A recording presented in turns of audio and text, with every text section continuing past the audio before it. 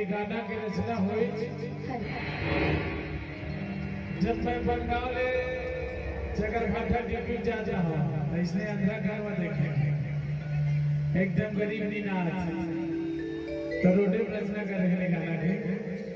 जो गाना लगे माध्यम से सुने हो अब बहुत प्यार मोहब्बत है और पत्थी गीत का रात भर भजन सुनत है के लिए बहुत बहुत धन्यवाद। मैं पहली गाँव देखा था इसे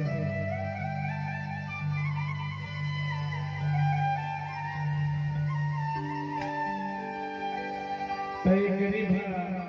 बाबा जी वहां थे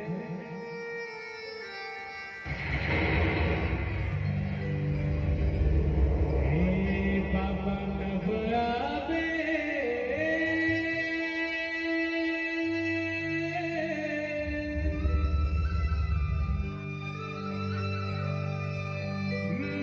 गरीब के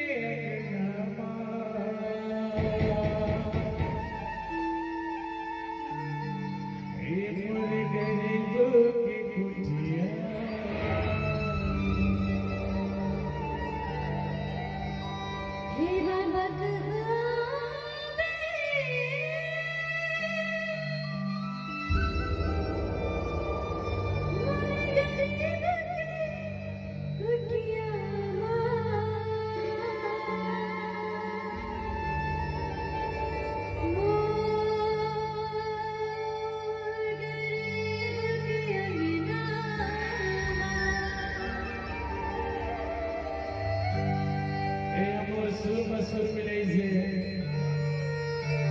एक बार कुसुम प्रजापति के लिए जोरदार ताली बजाओ।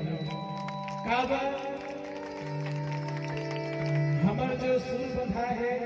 वो 3.5 में बंधा है और 3.5 सुर काका हो तो पता है लड़का का आवाज जाता है लड़की का आवाज नहीं जाता है उतना दूर नहीं चलता लेकिन ये धर्म मंच में कुसुम प्रजापति जी है यही गाय में पूछा मिला हाँ तो बाबा जी के आशीर्वाद कुसुम प्रजापति मिले हैं जैसे मोला मिले हैं तभी तो घबरावा हे बाबा कब आवे